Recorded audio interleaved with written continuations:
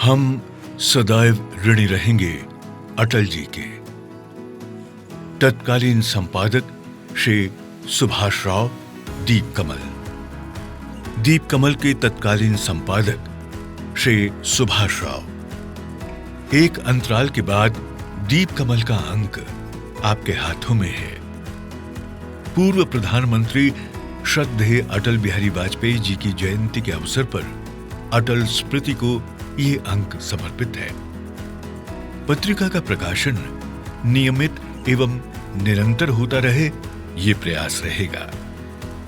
सन 2003 में भारतीय जनता पार्टी के राष्ट्रीय अध्यक्ष माननीय वेंकैया नायडू एवं प्रदेश अध्यक्ष डॉक्टर रमन सिंह जी थे।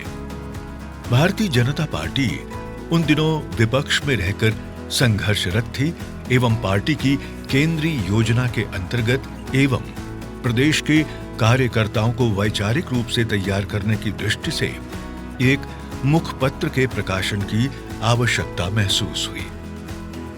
ये इस समाचार पत्रिका का सौभाग्य रहा कि इसका विमोचन तब यशस्वी लोकनायक अटल जी ने ही प्रधानमंत्री के रूप में बिलासपुर में किया था। अब नए कलेवर और तेवर के साथ इसका पुनः प्रकाशन भी अटल विशेषांक के रूप में हो रहा है। ये अंक मुख्यतया अटल जी से संबंधित संस्मरणों पर आधारित है। 5 अप्रैल 2003 को बिलासपुर में भारतीय जनता पार्टी ने परिवर्तन रैली के रूप में अपने चुनावी संघर्ष की आक्रामक शुरुआत की। उस रैली में संघर्ष का शंखनाद करने तत्कालीन प्रधानमंत्री अटल जी का प्रवास निश्चित हो गया। उसी अवसर पर श्रद्धेय अटल जी के कर कमलों से दीप कमल का विमोचन हुआ था। छत्तीसगढ़ राज्य निर्माण को 21 वर्ष हो चुके हैं। इन 21 वर्षों में 6 वर्ष जहां कांग्रेस का शासन रहा, वहीं 15 वर्षों तक भाजपा सत्ता में रही। कहने की आवश्यकता नहीं कि भाजपा के 15 वर्षों की सत्ता के दौरान छत्तीसगढ़ ने विकास के जिस मुकाम को हासिल किया है, वो अनेक अग्रणी और विकसित राज्यों के लिए भी आश्चर्य का विषय रहा है। छत्तीसगढ़ राज्य निर्माण के पूर्व लोकसभा के आम चुनाव में श्रद्धेय अटल जी ने रायपुर की आम सभा में भाजपा को समर्थन देने की अपील की थी एवं भाजपा की सरकार बनने पर छत्तीसगढ़ राज्य निर्माण का आश्वासन दिया था। भाजपा ने राजग गठबंधन की सरकार बनते ही अटल जी ने अपना वादा पूरा कर छत्तीसगढ़ समेत उत्तराखंड और झारखंड प्रदेश का गठन किया। इसके लिए प्रदेशवासी सदैव अटल जी के ऋणी रहेंगे। श्रद्धेय अटल जी का छत्तीसगढ़ विशेषकर वनवासी अंचलों से विशेष लगाव था। जनसंघ के काल से भारतीय जनता पार्टी के संघर्ष काल एवं उनके नेतृत्व में भाजपा ने गठबंधन की सरकार में प्रधानमंत्री रहते छत्तीसगढ़ में किए गए उनके अनेक प्रवास अविस्मरणीय है।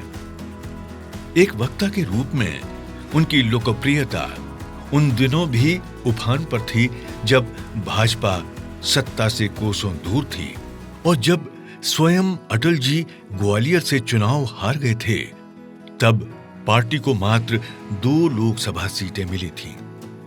बावजूद इसके अटल जी की लोकप्रियता में कोई कमी नहीं आई।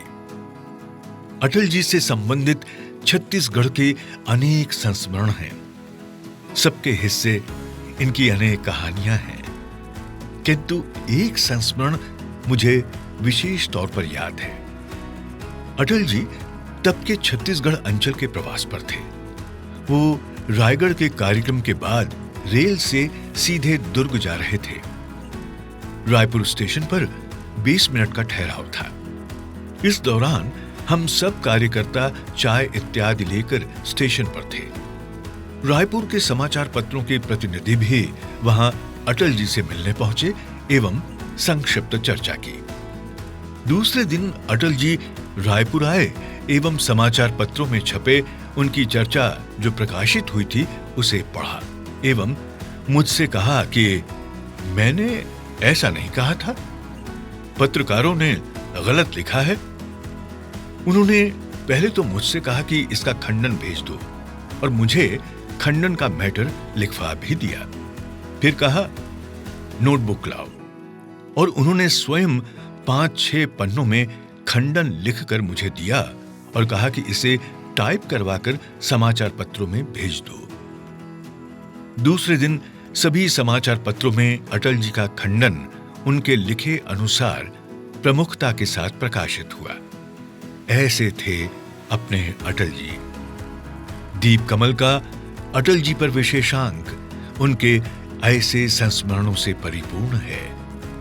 ये विशेषांक भाजपा कार्यकर्ताओं एवं सुधी पाठकों के लिए संग्रहणीय रहे, ऐसी अपेक्षा है। अटल जी की जयंती पर इस महान लोकनायक को उनके अपने प्रदेश भाजपा परिवार की तरफ से विशेष श्रद्धा सुमन अर्पित करता हूं। विनम्र स्मरणांजलि।